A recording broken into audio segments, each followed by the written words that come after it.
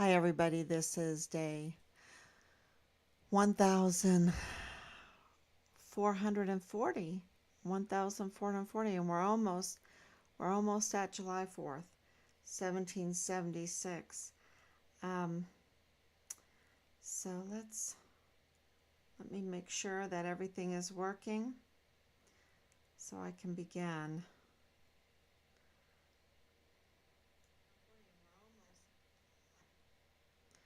Okay, here we are. Thank you so much, everybody. Um, so this is 1,440 days since Richard was murdered there on Fort Bliss, and we don't have his body. And we know the evidence is mounting every day. Um, Hard evidence, circumstantial evidence, um, everyday irregularities, um, to prove, to absolutely confirm that they have Richard's remains, that the FBI and the military have Richard's remains, and that they are keeping that from us. And the evidence is mounting um, over and over again that they ordered silence. They ordered silence, just like the agent for the FBI at the uh, Dollar General to the cashier. He ordered her silence. Thank God she wasn't. Thank God she. Hey, I'm not in the military. I'm not in the FBI. I don't have to remain silent. I'm not a criminal. I am a citizen. I am working hard, and I have the freedom of speech, and I can call. I don't know if this is what she said, but she gave us a call. She gave us a call, and we went there to the Dollar General less than an hour after he had come in, and you have it all on video there. We have it on video. Her absolute courage, and we will be forever grateful for her courage, and exposing that the FBI found Richard's remains, partial remains, in Mexico. And why do we say partial? Because, look, we have individuals stepping up, exposing that because see that, okay, let's put things in context here, but let's put things in the timeline here. So, the Dollar General incident where he walks in and orders her to take down the flyers, and she's so sweet, right? And she's asking, well, is he okay? And he proceeds to tell her that the FBI has found his remains in Mexico. And then he orders her to stay silent. Okay. She doesn't stay silent. She you know, is humane and knows that the family needs to know about our son. And so she contacts us. We She speaks freely with us. She allows us to videotape her. They provide the CCTV footage. We provide this all to the FBI, to the CID, right? We provide it all. And that happened on October 26, 2020. We were begging. You have to understand that the Army never contacted us, never notified us that our son had been murdered, was missing. Um, they didn't notify us. And so we had been begging for them to put Richard back on the roll, to reevaluate what's going on, because no way would he just leave. The narratives had so much holes in it. Um, and they've kept up with, there was the original response team was up to no good. A portion of them, um, I don't want to say all, a big part of them were up to no good, and they are continuing to be up to no good. That is the the E7 public relations guy, that sergeant that is over there at Disneyland, right? He was part of the original response team with Payne, who now is Allie Payne, is now Allie Scott. And this name Scott is not good because, that's related to uh, Ernest Christopher Grant. I don't know if she's related to him, but, the name Scott is, very clear in there. And, this Brown Bell, and it seems like these people seem to have connections. And of course, they have connections and criminal connections. And so Allie Payne is now Allie Scott. What? I don't know. I don't know why they changed their names. I don't know. Maybe she got married. Um, but she's over there at Disney. She's a lieutenant colonel. Or a colonel, he has to answer to her. I don't know if she got promoted. They seem to be, like Bernabe and Donna Martin. They seem to be promoted for their criminal activity. And it is criminal activity. And the same thing with Amanda Vickers, from the very beginning. And, so here you are, October 26, 2020, this happens. And, they're all like on the front lines now trying to control the narratives. They're deployed. They're deployed to put out misinformation about Richard, to smear Richard, to put misinformation towards us, so that we will look in different areas. They gave us misinformation about the canine.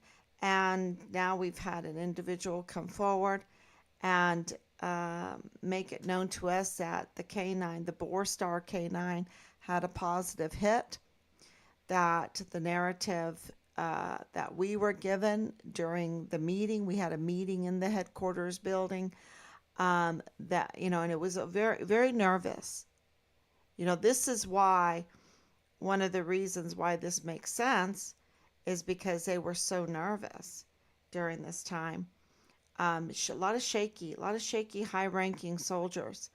And now we understand why, because the canine had a positive hit, right? So that happened. That meeting was on November 20th. So, 3 weeks later, from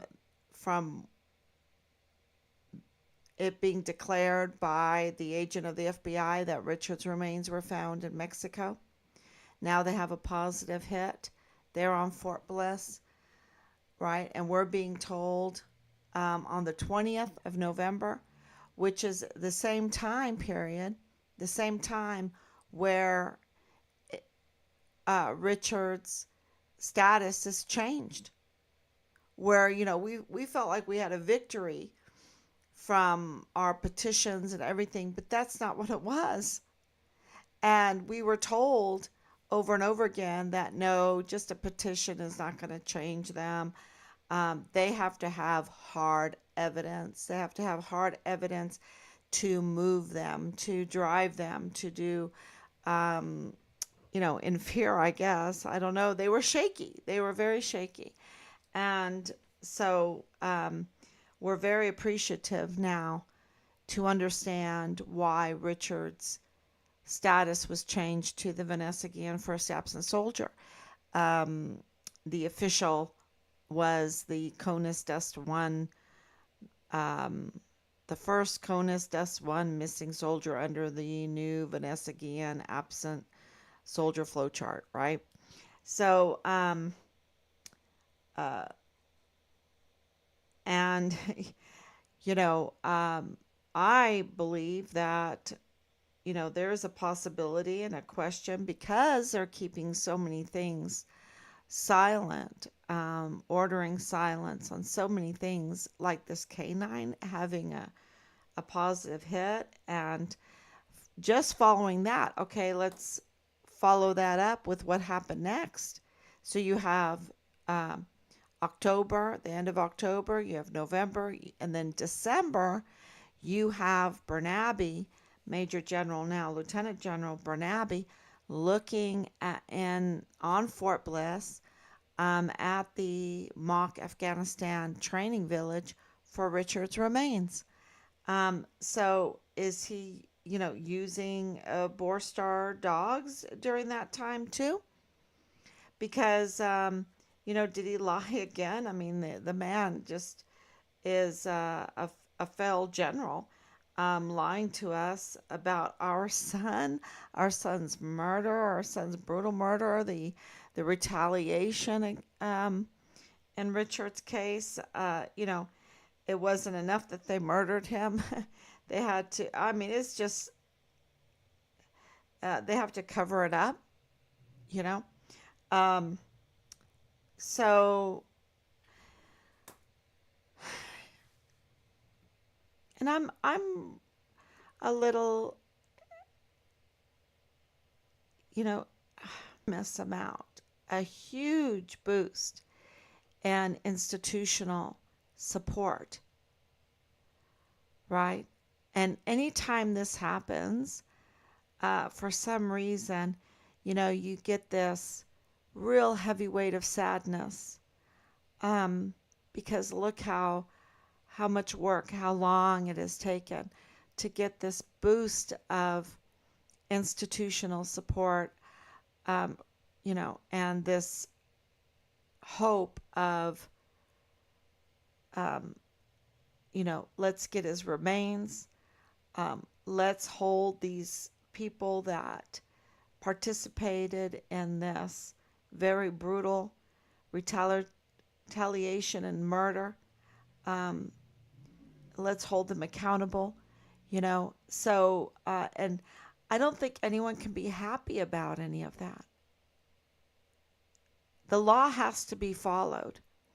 And if it was so easy to follow the law, then it would be followed all the time. But we have continuous law breaking, ignoring the law, right? You have Bill Hicks. He's losing because he's a usurper. How can he win anything right now? Everything that he touches is botched, and it's in the news.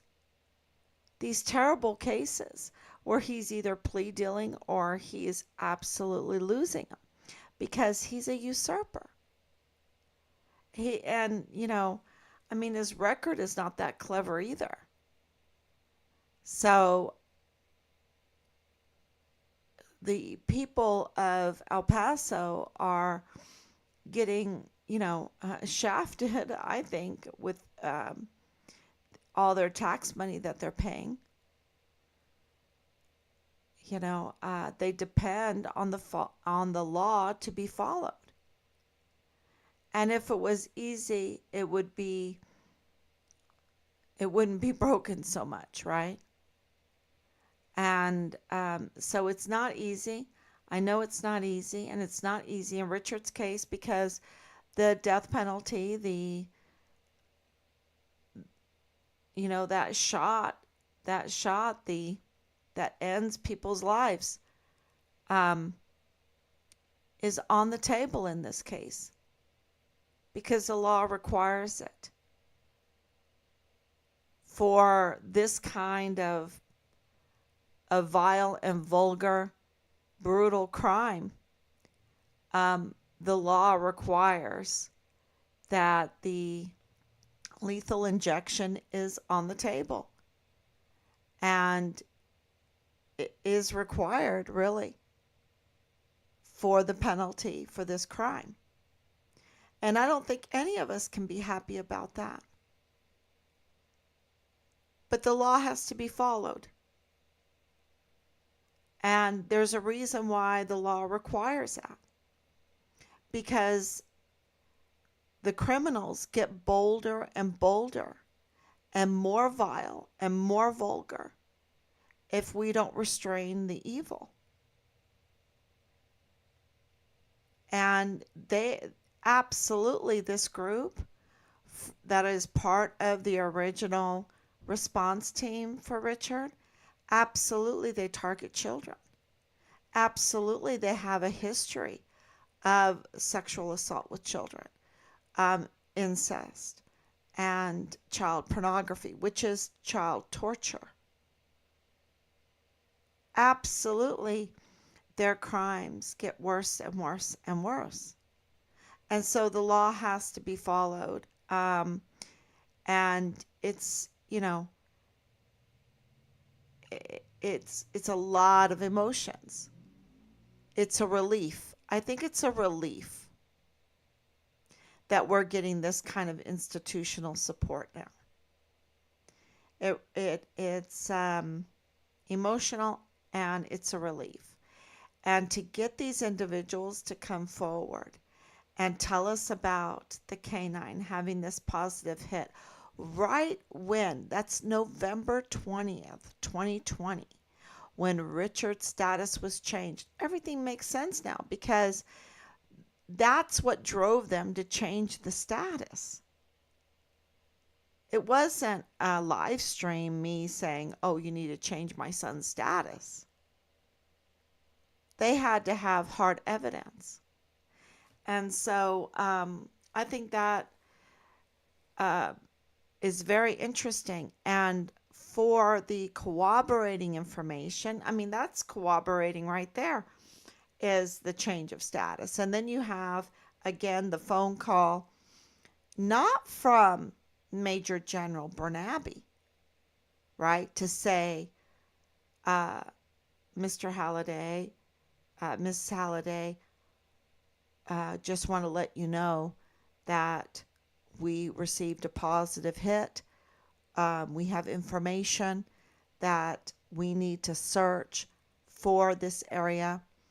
We don't know what we're going to find, but we need to search this area. It's the Afghanistan mock village. Or, he didn't even have to tell us, but he goes, we're going to be searching on Fort Bliss. I know it's Christmas time. We want to let you know that we're doing everything to find Richard, to find his remains, to hold those that murdered Richard accountable. But he didn't do that, y'all. He did not do that. He kept silence. This was a cover-up. This was a cover-up, and Major General Bernabe was in on it. And that phone call that we got from a concerned individual to say, hey, look, did you realize that it's Christmas time and Bernabe is looking for Richard, but meaning Richard's remains, at the mock Afghanistan village there on Fort Bliss. And, our heart just shattered because we knew that he was not looking for an alive Richard, that Richard would be alive hiding in the mock village, that he was looking for the remains of Richard.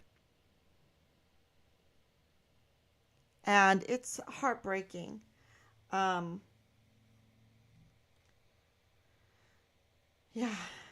I'm going to answer some questions now. Anicia, thank you so much for your prayers and your love. Thank you, Danielle, so much for your prayers. Is that the date of Hondo Pass findings in November? I think Hondo Pass was March, wasn't it? In March. I'm going to look that up. Matter of fact, I'll write it down.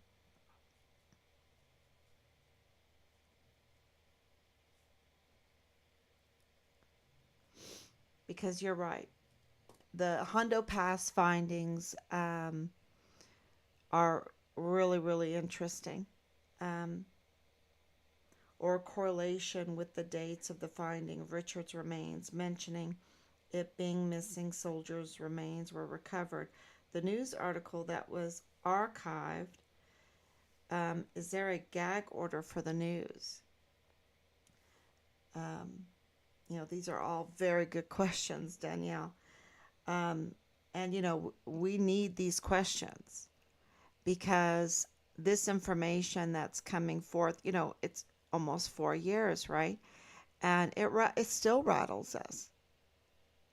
And to have to read through all of these reports, go through them with a fine tooth comb and all of that, and then to have this part of this original response team illegally obtain these records. And I'm going to tell you, we have hard evidence that they were illegally obtained. There's either an abuse of power or an impersonation to get these records. And to even, to post them is criminal. It's a crime. And yeah, so that's why the group was taken down. This latest one was taken down so quickly because we're getting a force multiplier of institutional support right now. I don't think that Disney was too happy that an active duty soldier at Disney was engaged in criminal behavior. Okay? And he's part of the original response team and part of, trying to learn public relations. And he's engaged in misinformation. I don't think that Disney liked that too much.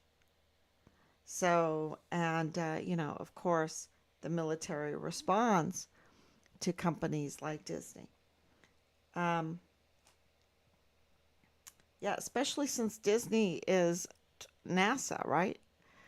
So, and NASA and the military have um, a huge relationship. Prove a valid point of Richard's change of status multiple times, also being promoted while missing and deceased. The Christmas search was a psychops from those individuals, in my opinion. Yeah, that's a very good point. Maybe it was, especially when they said Richard didn't like Christmas, although he had a tree.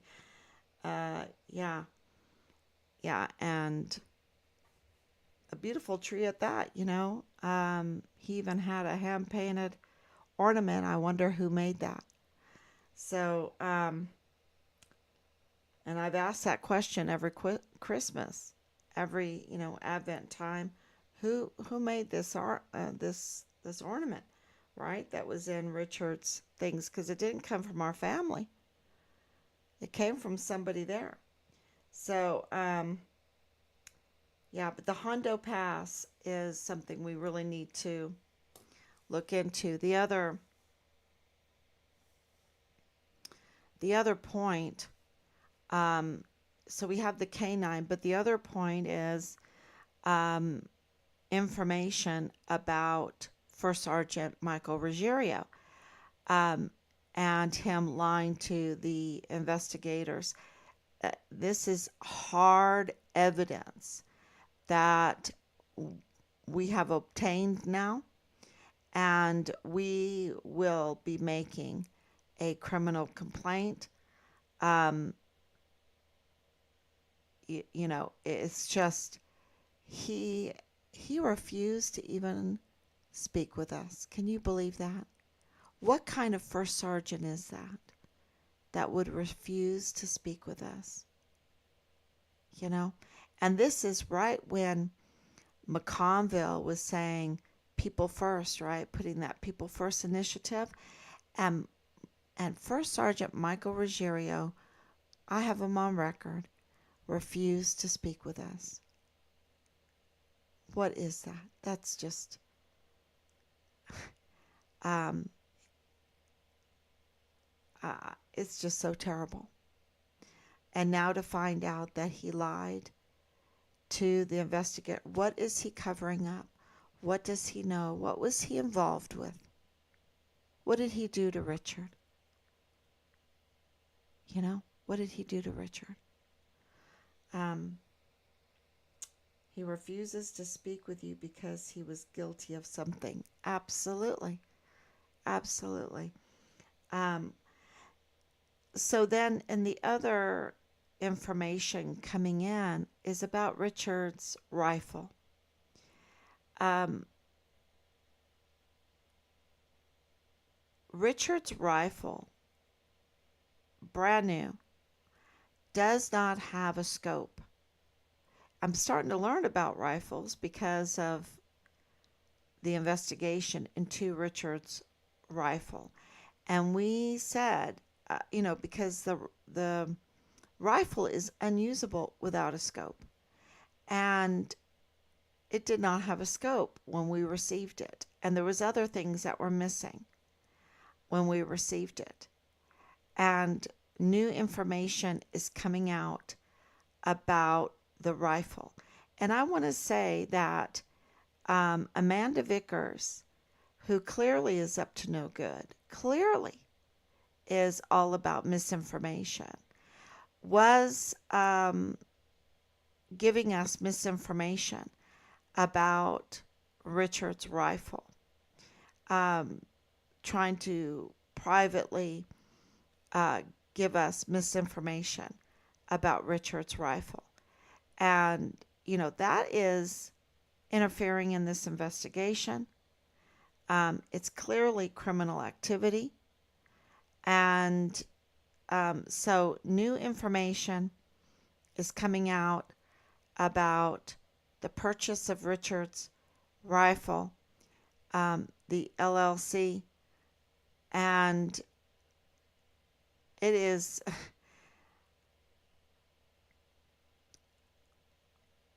connects a lot of dots. Let's just say that. So, everything is coming together because we have this.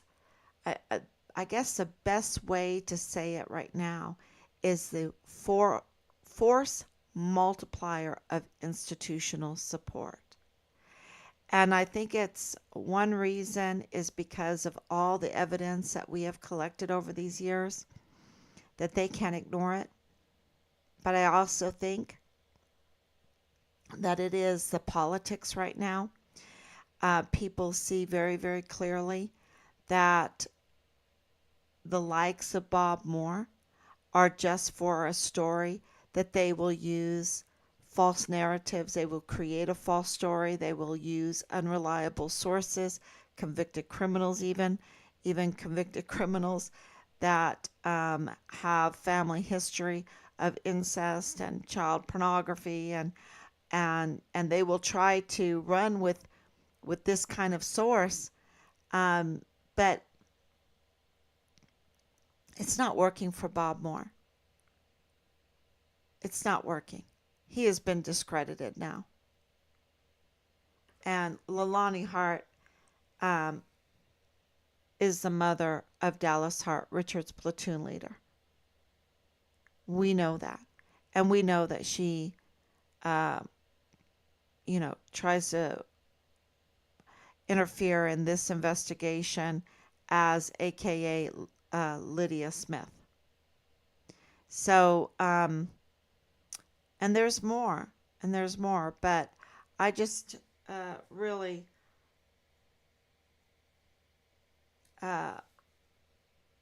wanted to tell you about the information coming forth and just touch on this new case that was in the